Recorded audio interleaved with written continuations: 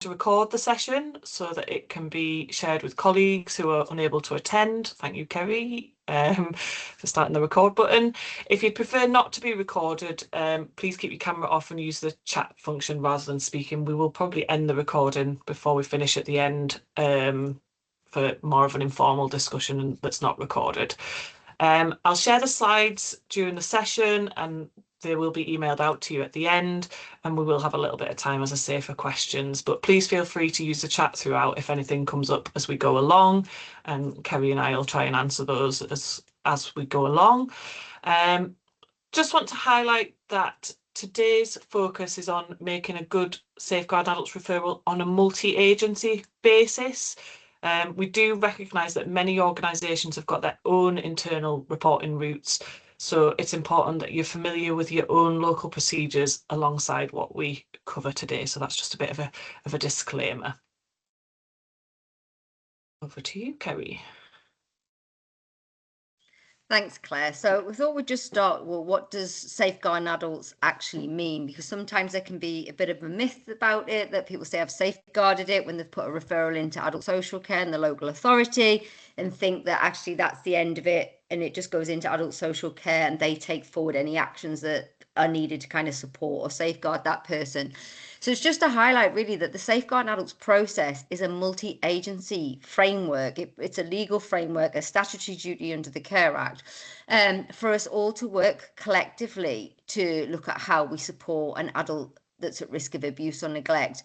And it's about using all of our legal frameworks that each agency has and what each agency can offer something different around support. And it's a way for us all to share information in order to try and safeguard someone. So whilst the local authority, we have the duty, if you like, to coordinate that inquiry. So referrals come into us. We can see what previous referrals we've had in. We can start contacting agencies to gather information. It doesn't mean all the actions sit with us. We still need to work together with whoever's referred in, particularly if it's a professional in an agency. So we need to all work together to look at what we all need to do. So it's just to really start by saying the Safeguarding Adults process is a multi-agency process for us all to work together. There's not one single agency that can reduce or remove all risks for someone. We've all got a role to still play in that.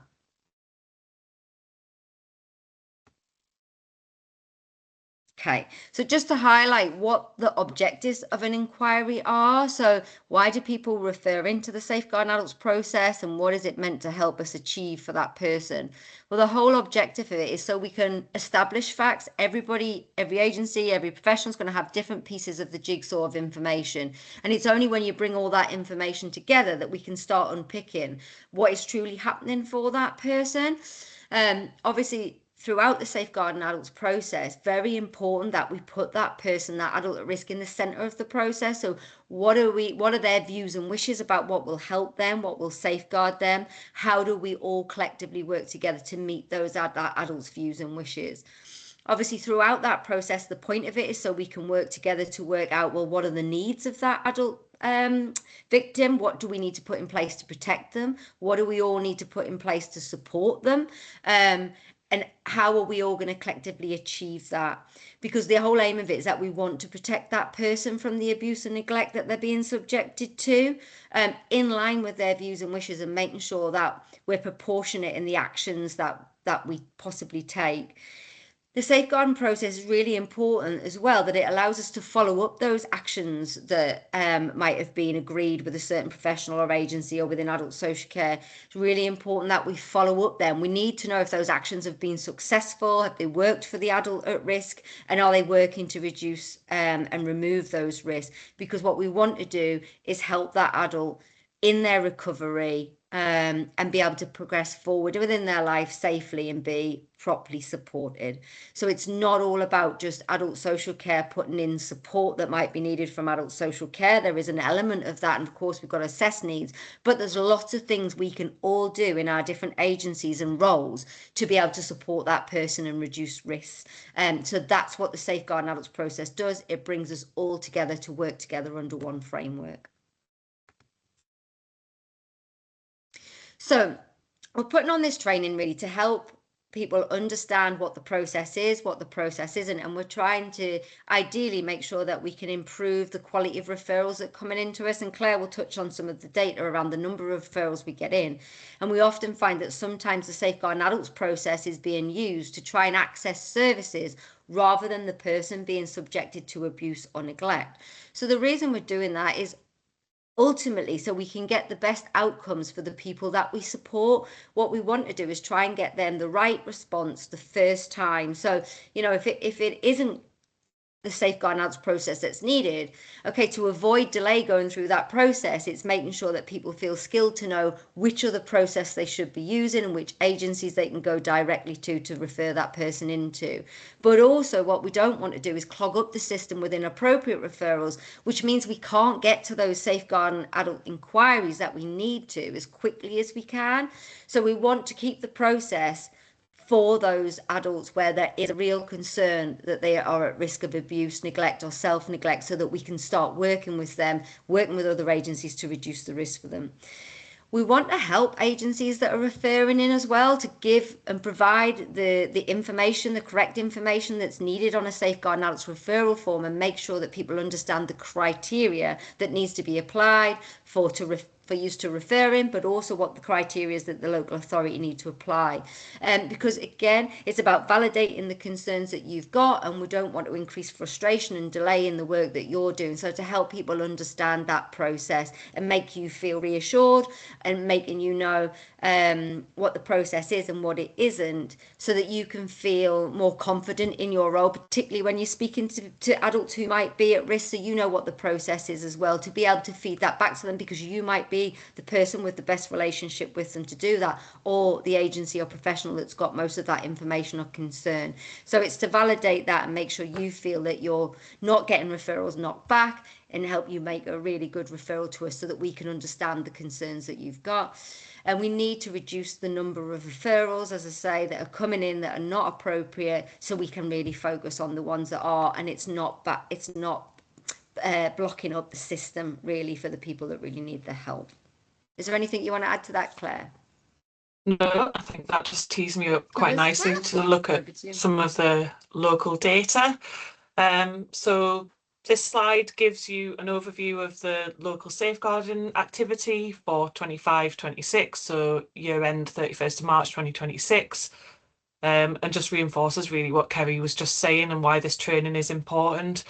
So it might be surprising for some of you to know that we got just under 22,000 safeguarding adult referrals last year. And that was actually a 14% increase compared to the previous year. So last year we did have a slight dip. I think it was just under 20,000 last year, but we've gone back up quite significantly this year.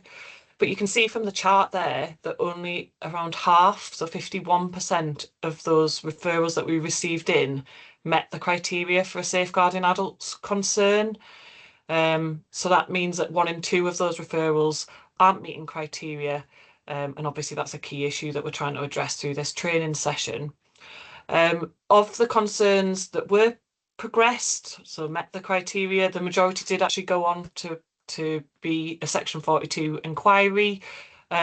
Those that didn't, you can see there that 1,310, we refer to them as other inquiries, because ultimately adult social care have still undertaken some form of inquiry to explore what that concern is from that person and try to reduce the risk. So overall, this is telling us in Newcastle, we've got a high level of demand coming into the system, but a significant proportion of the referrals could be potentially managed through alternative pathways. So it's creating pressure on services and can delay responses for those adults who most need safeguarding intervention. When we look at the most common reasons for referrals not meeting the criteria, these tend to include situations where people need more general adult social care and support, advice or assessment, rather than safeguarding. We do see quite a lot of mental health concerns where there's no associated abuse or neglect, or cases where there is a concern about abuse, but the person doesn't have an appearance of care and support needs. So almost a bit of, I guess, seeing the safeguarding adults process as being something that's open to all adults in Newcastle, rather than specifically those with care and support needs, which does lead me again quite nicely onto the next slide, which is what is the criteria for a safeguarding adult concern. This is grounded in the Care Act, so it's in legislation. And I think contrary to actually quite a myth, it's a relatively low bar for referral into safeguarding adults procedures. I do sometimes hear people saying, oh, it's quite a high threshold for referral in, or for the criteria, but actually it isn't at all. The key questions which you've got to consider is whether you've got reasonable cause to suspect two things. Firstly, does the adult have needs for care and support? And secondly, are they experiencing or at risk of abuse or neglect? The statutory guidance and the LGA and ADAS guidance that is referenced there on the slide is clear that you don't need to have all the facts or be certain. A suspicion is enough to make a referral. You just need to articulate what that suspicion is in your referral. I always emphasise at this point that there is no significant harm threshold. There was pre-Care Act, but there isn't since we've had the Care Act and the adult at risk criteria. But that's why the 6 safeguarding principles are so important in guiding decision making, particularly the principles of empowerment and proportionality. So alongside thinking about that criteria on the left-hand side there, you should also be thinking about, have I involved the adult in this decision where possible and where it's safe to do so? And am I taking a proportionate response to the level of risk? And I often use the example here of self-neglect. So that's a relatively, well, it's a new category of abuse in the Care Act that we look at under safeguarding. But it's not always appropriate to go straight into safeguarding processes, particularly where the risk is low. So you might be thinking about other ways of managing the risk and working with the person themselves to understand what they want to happen.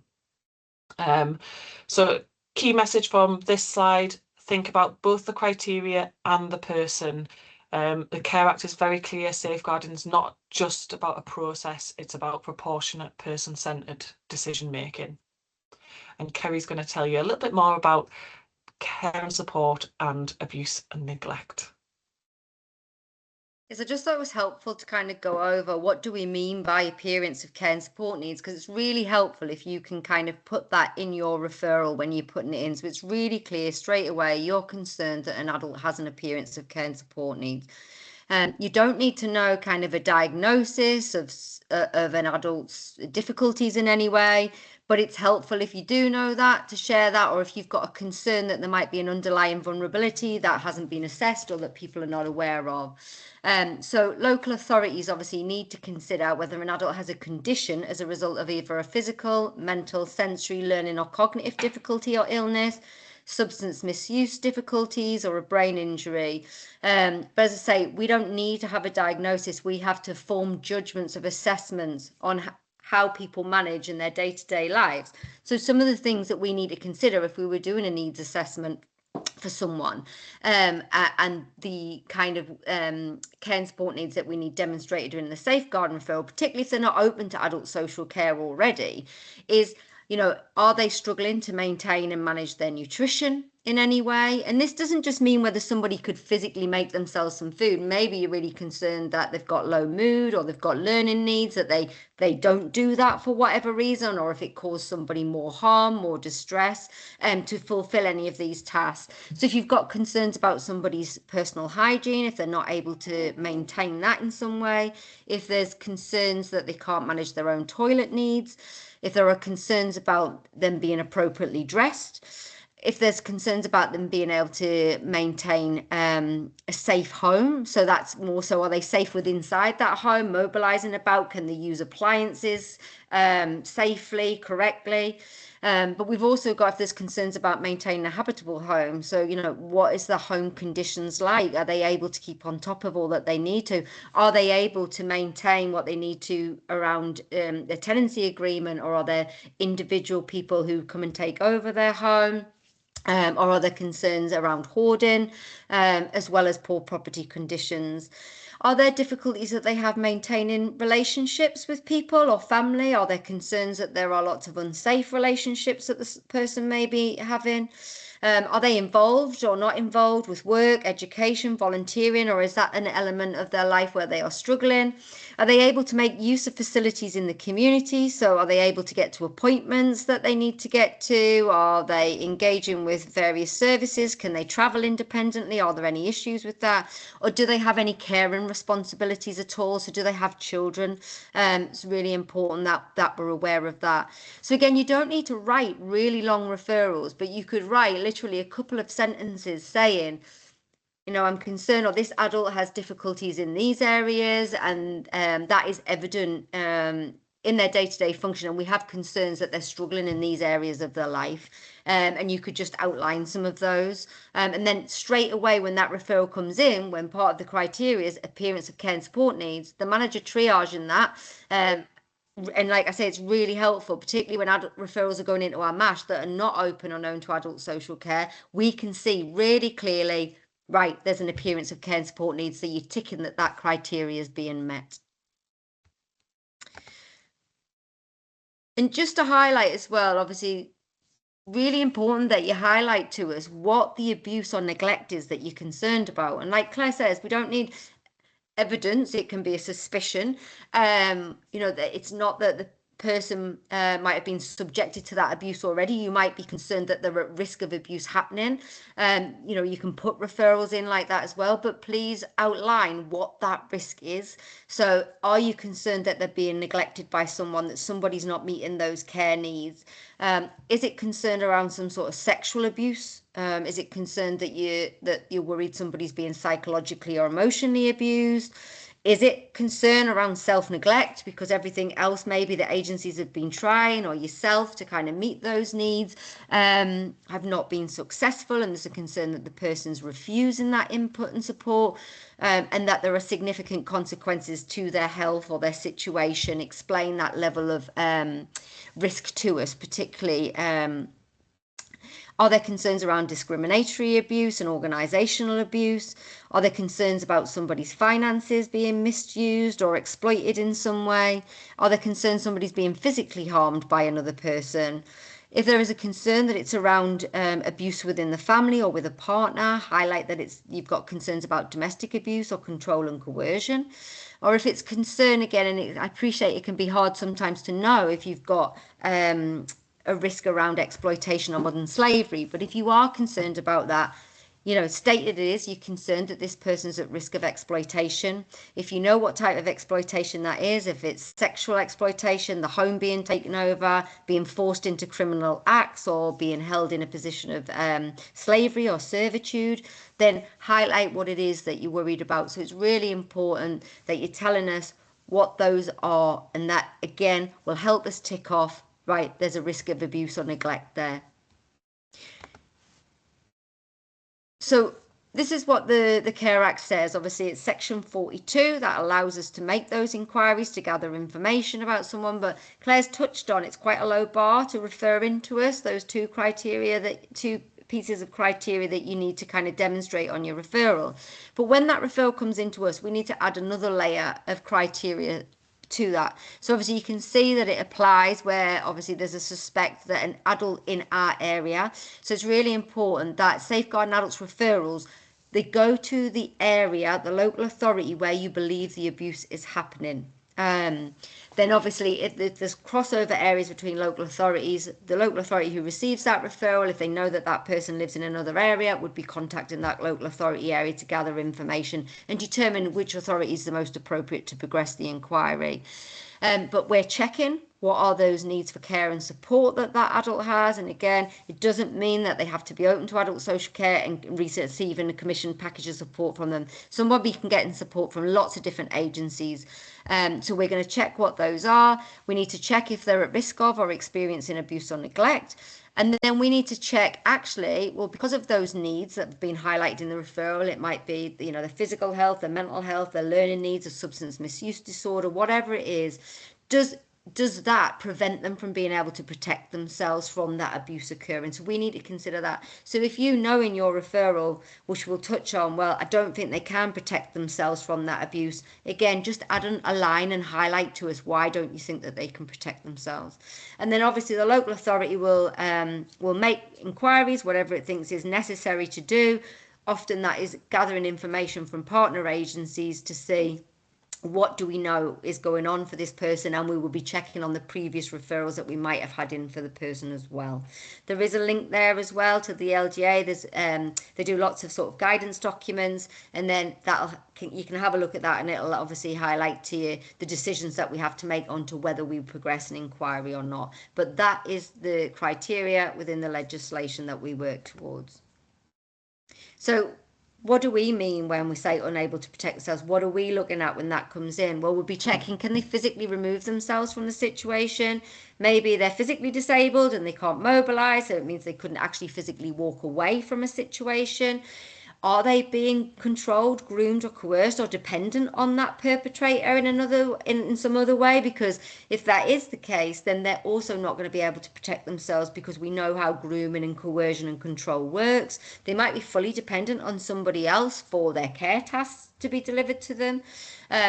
Are there concerns about their decision-making abilities? That might be the decisions impacted by control and coercion, so undue influence from somebody else, or is it because they have a disturbance of mind or brain or a cognitive impairment that might impact on their decision making abilities? Are there concerns that that person is being subjected to traumatic events in their presentation, that they're constantly in some sort of trauma response that might make it difficult for them to protect themselves? Are they being manipulated in some way? Do they even recognize if the abuse is occurring? So again, align with a couple of pointers. If you know that information, please share it with us, because if we can get all of that information quickly on the referral, it gives us a much better understanding of what that risk level is, how it needs to be prioritised, and how quickly it needs to move through the process. So you don't need consent to refer into the safeguarding adults process, but as we've touched on, making safeguarding personal involvement of the person within that process is one of the things that we must prioritise and consider. So if you can speak to that person to let them know you're putting the referral in, they might not agree with it, but you can let them know that you're putting that referral in and explaining to them why, that you're concerned about them, that we need, to look at further options of support and safeguarding for them, and just explaining what happens to them throughout that process. And we have various different guides and leaflets that professionals can read through, and there's ones that you can give to adults at risk as well. So it is important, if you can have that conversation, the person knows, because we need to speak to that person and understand their views and wishes of what they want to happen, unless you are concerned that that raises risks to them in some way. But if you are going to put that in and they're not aware of the referral, or you haven't been able to have that conversation with them, please put that on the form as well, on the referral form, so we know. And if you can't get consent from someone, but you are still worried, you can still refer in to us, but we will ask you to explain why on the referral. So obviously, override consent, and you would be putting in the safeguarding referral if you're concerned that the person lacks capacity to make decision, and that's thinking about applying that within the Mental Capacity Act. Can they understand? Can they retain? Can they weigh up? And can they communicate a decision back to you? If there are other adults or children that are at risk and that sharing the information is in the public interest, you should override consent to put that referral in. If a serious crime has been committed, then you should override consent and put that into us. If you are concerned that the alleged abuser also has care and support needs, and they might also be at risk, you should override consent and put the referral in. If risks are unreasonably high, if you believe that that person is being exploited or being coerced or under duress at all, you should put that referral in. And obviously, if a court order or another legal authority is being requested, then you would put that referral in. You would be overriding consent. Over to you, Claire. Thanks, Kerry. I think I've just got one slide before you're back on. Making safeguarding personal. It's a really big part of safeguarding adults' work, a key principle of what we all do. At its core, it's about putting the person at the centre of the process, working with people, not doing things to them. So this means that anything we do in terms of safeguarding should be person-led and outcome focused, focused on improving the person's well-being, safety and quality of life. So the graphic on the slide there just includes some practical examples of what that might mean when you're making a safeguarding adults referral. So as Kerry's just touched on, it includes speaking to the adult or their representative, which doesn't have to be a sort of formal in-place advocate. It could be just a family member or friend about what your concerns are, asking views from them about what they want to happen, explaining the safeguarding process in a clear and simple way, seeking consent, like we've said, to share information where possible, and thinking about whether you might be a good point of contact for them. So if you're referring a safeguarding concern in, you could perhaps explain the process and say, I'm going to make this referral with your consent. I'll keep you up to date with what happens when I hear anything from adult social care, or follow it up, just to give them some reassurance and that they are fully involved in the process. A lot of the referrals that adult social care receive are for individuals that adult social care are not working with on an ongoing basis. A significant number adult social care have never worked with. So they're not always the best people to be in regular contact with them about the concern. So you as the referrer or your organisation might just be that reassuring face and voice to keep them up to date with what's happening with the safeguarding adults concern. And as I touched on, this links directly to the safeguarding principle of empowerment, ensuring that the person's voice is heard and that what they want to happen shapes what happens next. And there are key questions on the safeguarding referral form. If you've ever filled one of those in, you will have seen them, which clearly ask you things like, what are the person's views? What do they want to happen? If they're not able to represent themselves, have they got somebody else that could do that on their behalf? And it's not just a professional concern. So sometimes we do see like what does the adult want to happen? And it's quite clearly what the professional wants to happen. The inquiry that adult social care are coordinating should, in nearly all circumstances, be driven by the desired outcomes of the adult at risk. We do recognise that those types of conversations can feel quite challenging with the person, or quite difficult. You might be quite anxious about doing it, particularly if there are risks involved. But it's really important that the person is involved from as soon as possible, from pre-referral.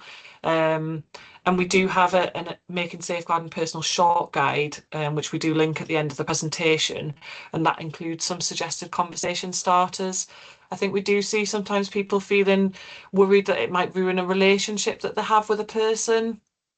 But ultimately, if they were to tell them that they were going to make a safeguarding referral, particularly if that's against their wishes, but ultimately what will happen is that adult social care will contact that person and say, we've received a safeguarding referral about you down the line. So it is much better that that happens at the point of concern rather than subsequently, particularly if it is somebody that adult social care haven't got a relationship with.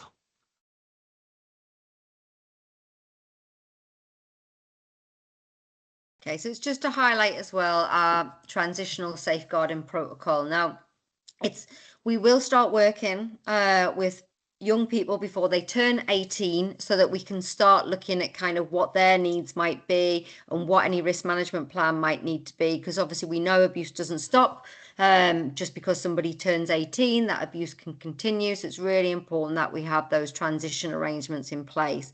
Now, it's just to highlight really that it would only be children's social care that would be referring in to instigate those processes before somebody turned 18, because the safeguarding adults process for yourselves referring in is for someone 18 and over.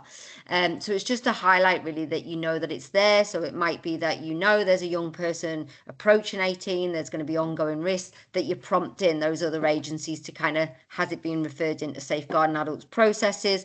Children's social care remain the lead authority, the lead organisation around children and any risk management around that. So obviously, if it is somebody who's even if it's, I don't know, a week before someone turns 18, that referral would still go into children's social care for them to assess that risk and what they might need to do about it. But it's just to really let you know it's there. Then us in the Safeguarding Adults team would be looking at that referral that's come in for that young person, working with children's social care, working with that young person to make sure that we've got a plan in place. And the Care Act is clear that actually for anybody who's transitioning and got input from children's social care, that they're likely going to have needs. And if we think about those needs I highlighted before, you can see where they might struggle with some of those areas within their life. So we need to have a look at kind of what support might be needed. And again, it doesn't always come down to support that adult social care will provide, but what other agencies might need to support that young person and work together. Thanks, Kerry. So, on to the practicalities of making a referral on a multi-agency basis. So, if you are a professional, you must use the online Safeguarding Adults referral form, and the link is there on the screen to access that referral form. And this is the standard route for submitting concerns. It includes the form a number of mandated questions, which are there for a reason, mainly to assist the local authority in having the key information to make an informed decision about whether the safeguarding criteria is met and how the concern should be progressed. Some of them are also because we've got statutory data collections to meet, but primarily if the question is being asked, it's because it's important information. For those of you that have been around for a while, you'll notice that we no longer use a Word version of the referral form. We wanted to streamline the process, not have different options for professionals. And in an increasingly, I guess, digital age, we didn't feel we needed a separate Word version. It just improves the data quality and supports good information sharing using the online referral form. However, it is important to note that members of the public or adults at risk themselves do not need to complete the online form. We do have a much shorter version for members of the public, adults at risk, their family members, if they do want to use the online form. But ultimately, they could make a referral in any way that is easiest for them. So they could do that by telephone to adult social care. One of the key messages that we give to the public is you can report it to a trusted professional. So it might be that you're receiving a disclosure that then we would expect you would report that via the online referral form on behalf of the adult at risk or that member of the public. Just to reiterate again, I guess from a practice perspective, you might not always be the person submitting the referral directly to adult social care.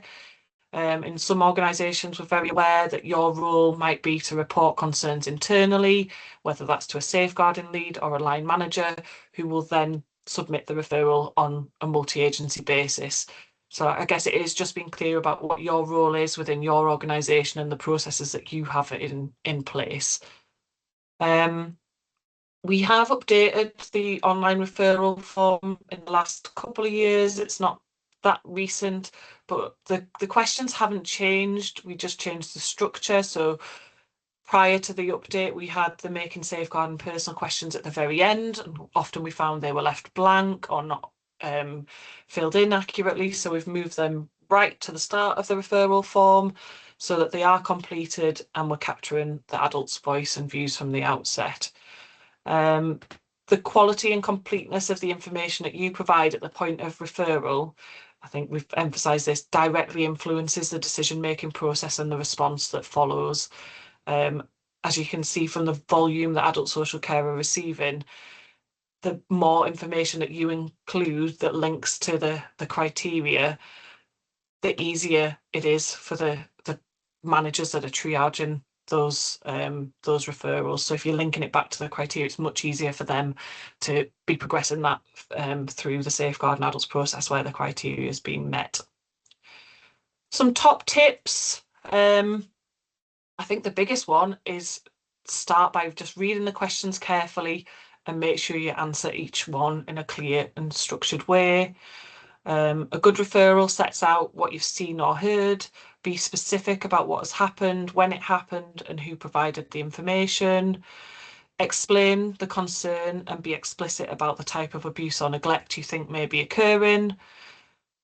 state what the adult's care and support needs are and what's making it difficult for them to protect themselves from harm. I think we've covered already the views and wishes, whether there's anything impacting upon the adult's decision-making ability, whether that's mental capacity concerns or concerns around control coercion, it might be substance use. There are questions about the alleged perpetrator, where you know who they are, and again that assists with risk management and information sharing with people that might be working with them. Really, really crucial to include what action you have already taken to manage the risk. The referral into safeguarding starts that process of adult social care gathering inquiries. It's not an emergency service. So what we expect is that whoever has had the concern initially is doing some of that initial risk assessment and risk management and detailing that on the referral form. Also, you're probably better placed to know who else might be involved with the person at that time. So there's questions around who else is working with or involved with that person. Key to separate fact from opinion. You can include your professional opinion, but it should be clearly identified as such and supported by evidence. So, for example, you might record what the adult has said as a fact and then explain your professional view and then what's led you to that conclusion.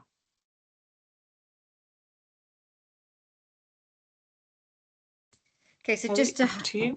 Oh, thank you. So it's just to let you know what happens kind of when a referral comes in. What is the process? Now, obviously, if somebody's already open to adult social care, they've got an allocated social worker or they're awaiting allocation of a social worker on a particular team, that referral that you submit in will go to that allocated social worker or team. They will then look at that information and start that process and decide whether it needs to come into safeguarding or not. Obviously, if somebody is not open to adult social care at all, that referral will come into the adult MASH. So there's a number of workers within the adult MASH who they just do the safeguarding adults inquiries for cases that are not open to us. So every referral that comes in via the MASH is triaged by a manager. That will then be prioritised and then it will be allocated out to the staff in the MASH. Now, obviously, with the number of referrals we're getting through, referrals are not allocated as soon as they come in. Obviously, the higher priority ones will be allocated as soon as they possibly can. But then, obviously, if it comes into the safeguarding adults process, that will get allocated to a worker. And then they will start gathering information. So they'll often speak to the referrer. They'll think what other agencies might be involved. Obviously, if you've put that on your referral, really helpful. They'll speak to them. It might be, okay, what other agencies do I need information from? Maybe health have information, maybe police do, maybe housing. Where are there gaps in information? What does adult social care already know? What previous concerns have we had in? What is the pattern? And obviously, what is the person's views and wishes? So they will start all that information gathering, and it might be it gets closed at that stage, that actually the right support's in place. Maybe risks are not as high as we thought they were, or that the actions that people have been taken already is going to be enough to manage that risk in line with that person's views and wishes, and maybe the person's really on board with engaging with that support and plan. So it might be that the safeguarding process gets closed at that stage, at stage 2. And there'll be an agreed risk plan still, so that'll be there that people will be working to. Doesn't mean people can't refer back in again if those actions aren't working, if there's a change in risk at all, if there's a change in type of abuse or neglect, you can refer back in again, and then that would be looked at again. If there are concerns that actually the person doesn't recognise the abuse, maybe they're not engaging in their support, or we're not able to reduce the risks are changing all the time, maybe there's multiple different types of abuse happening, then we will move on that inquiry to stage 3. This is often where we would have a strategy meeting. Sometimes there needs to be longer information gathering to kind of fit or get updates from other agencies that might already be investigating, like police, or maybe a care home might be, or a care provider if it's an organisational issue. So we might wait for some updates on that. But we might have a meeting where it's really clear that actually there's multiple different agencies that are involved or who need to be involved in this situation, and then it's going to be hard maybe to reduce the risk. So that's often when we'll sometimes have a strategy meeting. Again, the safeguarding process could get closed at that that stage. Again, it might be actually we've managed to determine that the risk level is not as high as we thought it was, or that we've been able to get some new creative actions in place to form a risk plan, and that we can close the safeguarding at that time. But where it's clear that we're not sure if those actions are going to be successful, and as I say, that actually there are really high risks, there are changing risks, we need to review how the agreed actions are going to go, we'll move it to a stage 4, and that's when we will have protection plan review meetings. So we say that referrals coming in, stage 1 should be triaged really with that day. 7 days for gathering information for a stage 2. We often kind of look for moving to a stage 3 or a strategy meeting if that is going to happen within 28 days, or at least reviewing every 28 days to see how that's going. And then when we move to stage 4, those meetings might be every 6 months, but a social worker might be having core groups between that time. But actually what we tend to do is, depend on the risk at each meeting, where we determine how quickly a follow-up meeting is needed. And then obviously at some point, safeguarding process could also get closed at that stage, and sometimes safeguardings do get closed where risks remain, but again that's agreed on a multi-agency basis. Now obviously we've got different teams in adult social care. We've got the MASH, we've got our front door adult social care point, we've got our hospital social work teams, we've got our adult community team, our learning disability autism team, and our mental health team. So any of those teams might be dealing with an inquiry that you send in if they're open to that team.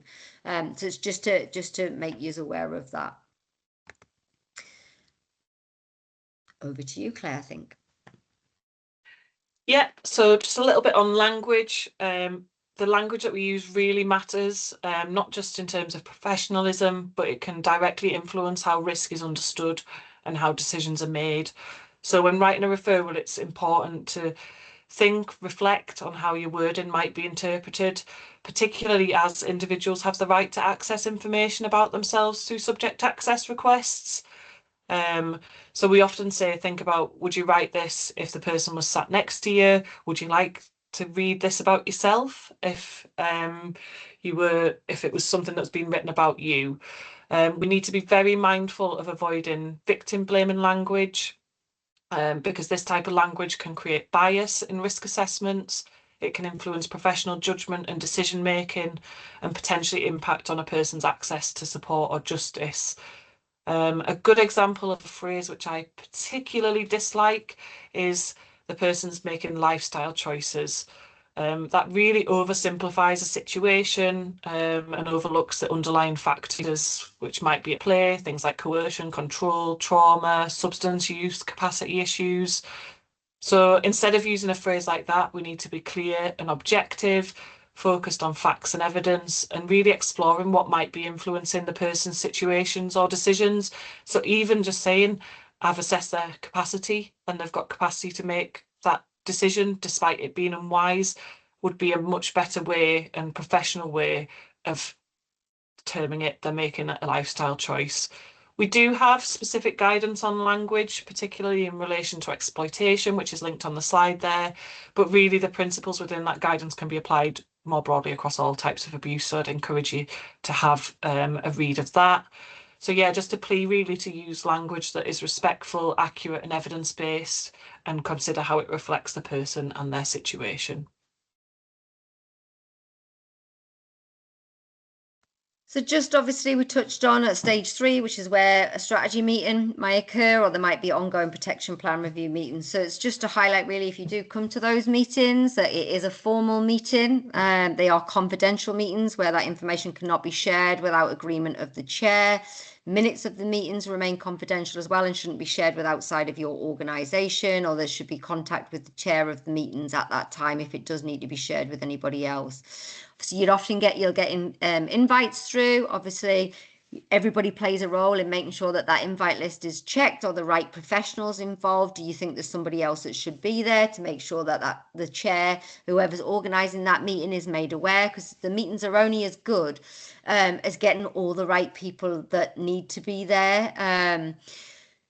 That the person will sometimes come to their meetings, they don't always want to, but again, it's about making sure their views and wishes are known to bring to the meeting if they don't want to come, and if they do want to come, letting the chair know so that arrangements can be made to meet with them first to discuss the agenda and how the meetings run. Because there is quite a flow to how the meetings should take place, that we should follow as chairs. So it's important that kind of we can discuss that and make sure that the service user, the adult at risk, is happy with how that meeting might be run. Really important that you're prepared. Bring the information that your agency is aware of. So come and, tell us the information that you've got, names, details, locations, what's happened, what have you already tried to do, what are you already planning to try and do moving forward. And they are professional meetings, as say formal meetings, so it's understand that everybody at the meeting might not have the same views and opinions, but that we're respectful to each other, and that professional conduct is expected within those meetings as well. But it is really important that you share your views and you speak up with those in those meetings, because the meetings are only as good as everybody bringing something to the table, and we've all got different roles and responsibilities and perspectives. So it's really important that you feel you can share them within the meeting, or you speak to the chair afterwards if there's something that you're concerned about. So safeguard adults inquiries do end, and sometimes they do end even where there are still risks apparent. Obviously, when it's been through the safeguarding process and there's meetings, that is often opened out to the whole care team or the attendees about exploring whether the safeguarding process can be closed at that time. It often, where there are risks remain, it might be that actually everybody's fulfilled all of the actions that they need to do. We've checked the person's decision making abilities, their views, their wishes. Every agency that needs to be involved every agency is doing what they can do to remove those risks, and that we've all checked any legal options that we might have within all of our organizations. We've checked whether any of them are appropriate or not. So there are times when we get to the point where I suppose we've crossed our T's and dotted the I's between us all, that we say, actually, okay, things have been managed as much as they possibly can at the moment, and we agree to end the safeguarding process at this time. There is still a risk plan agreed when the safeguarding inquiry ends that agencies will continue to work towards, and a referral can come back in at any time if, say, that plan's still not working, there's a change in risks, change in abuse. But again, if you're not happy or you don't agree with the safeguarding adults inquiry at any stage of that process, please escalate that. You can escalate that within your own organisation and manager. You can ask to speak to a manager within the team, in the adult social care team. And we also in the safeguarding adults unit have an online portal that you can make contact with if you want further advice or you're not sure about something, and then one of the safeguarding adults managers can have a look at it. The Safeguarding Adults unit, as I say, we have a Safeguarding Adults manager on advice every day. You can go on our Safeguarding Adults webpage. There's a portal that you can put in your names, details, request what it is that you want advice about. If you want one of us to ring you to discuss, we can. The Safeguarding Adults unit sits separate really to the rest of adult social care. We don't do case management. We oversee complex safeguarding work. So we might chair meetings. So we're kind of a point of escalation. So other teams and team managers will be managing safeguarding and having safeguarding adults meetings. But actually, if the risks are really, really high or it's a complex situation, then it might be one of the safeguarding adults managers takes over that process and they start chairing those meetings. But the safeguarding adults units or social workers should contact us, or other professionals and agencies can, if there are concerns around multiple victims and multiple perpetrators, if there are concerns around an organisation. If there are concerns about a professional in a position of trust, so maybe somebody who works in a certain employment role or volunteers, and there's a concern that they might pose a risk to adults. If there's concerns about female genital mutilation or honour-based violence. If there are any kind of concerns around modern slavery, criminal sexual exploitation, organised crime groups, peer crime groups, and as I've said, multiple victims, multiple perps, then please use that advice portal. Or if you're not sure about something, if something needs a referral in, or if all actions are being considered or not being considered, or if you feel like there's something else services should be doing, you can contact us in the unit to have further discussions, and we can offer advice and look at cases and situations. Over to you, Claire. Thank you. We're on home run now, everybody. So this is something that we do hear quite often. People are worried about someone, but they're unsure what to do when it doesn't meet safeguarding adults criteria. And this was one of the discussions that we had at the Safeguarding Adults Board. Because of that data, was that people were using the safeguarding process because they didn't know where else to go. So we have come up with a list, and I think we could probably spend at least another hour going through every one of these different options. Of I suppose some of the common scenarios that we do get in that don't meet safeguarding criteria, but where you still have that concern. Because it is really important to remember that not all concerns, not all worries that you have about people will require a safeguarding referral or a safeguarding response. So we're just highlighting on the slide here some alternative pathways and services that may be more appropriate depending on the nature of the concern. So if it is that more general concern about somebody's unable to meet their own care and support needs, or general, I guess, welfare concerns about somebody with care and support needs, that would be adult social care point. If it's a concern about somebody's mental health, that's going through health services, whether that's the person's GP, 111 crisis service, talking therapies. If it's about substance use, we've got the Newcastle Treatment and Recovery Service or other local treatment and recovery services like the Harm Reduction Service, George Street Social, PROPS, which is a community and voluntary sector organisation supporting families with people who've got a drug and alcohol or alcohol dependency. If it's about financial hardship or poverty, then the person might be or could be supported through benefits advice or money support services. If it's about homelessness, then the Housing Advice Centre would be the right route. For domestic abuse, where the adult doesn't have care and support needs, we've got the Newcastle Integrated Domestic Abuse Service, or of course the police. If it's an environmental health issue, such as housing conditions or noise, then they can be referred through to environmental health. Again, these are particularly where you've not got an adult with care and support needs at the centre of the concern.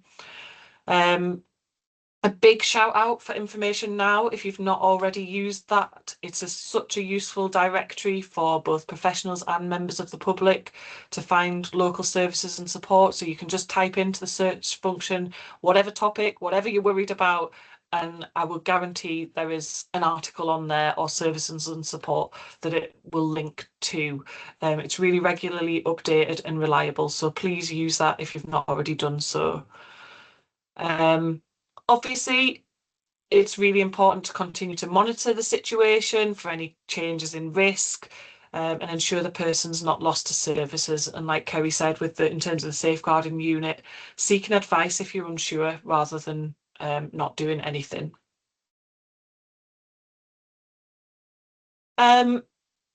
Finally, a last mention of another reporting route for sharing information with the police. The police operate a partnership intelligence form.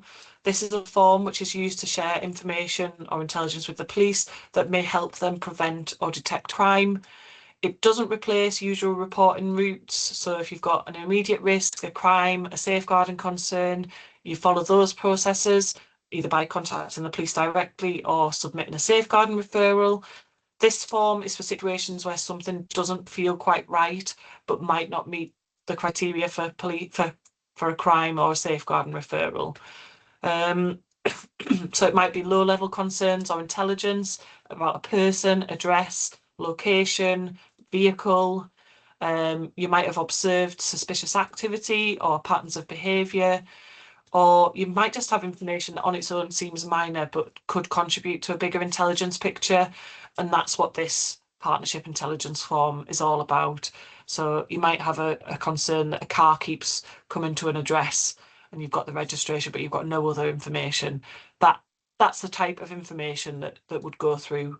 And if you do use it incorrectly, the police will quite quickly come back to you and say, no, you need to report this as a crime or via 101, or you need to make a safeguarding referral. So I guess don't worry in some ways. But if you do come across some information that you think could be helpful for the police in terms of prevention or detection of crime, but it's just maybe a little snippet of information or quite low level, then the partnership intelligence form is a useful way of sharing that with the police. So just to finish off with some key points to take away. Firstly, that point that Kerry started off with right at the very start, safeguarding is a shared responsibility. By submitting a safeguarding referral, that isn't a magic wand to protecting the adult from harm. adult social care can't do everything. Everybody has got a role in identifying concerns, taking action, and working together to reduce risk. We've really emphasised this afternoon that adults at risk are placed at the centre of everything we do.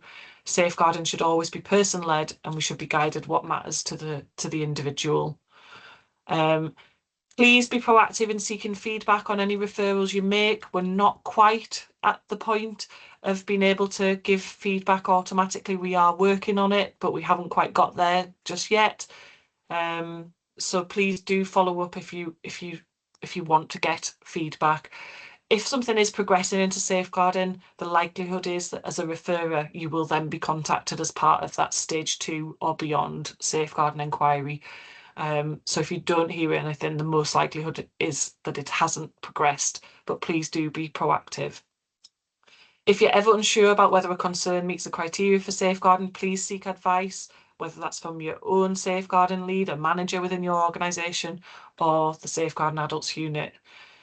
And finally, remember that safeguarding is just one pathway, and if your concern doesn't meet the criteria, think about what other support might be more appropriate and ensure the person isn't left without any help. And when you get the slides, we've just got some links on the end, tools and resources. Our website's got so much information on their resources, things like falls guidance, so when might a fall be a safeguarding concern, all manner of resources for professionals, so please have a look at that. And we've got a guide that sits alongside this training. So thank you very much, everybody. I will stop recording and then we're happy to take any questions that anybody might have. We could stick around for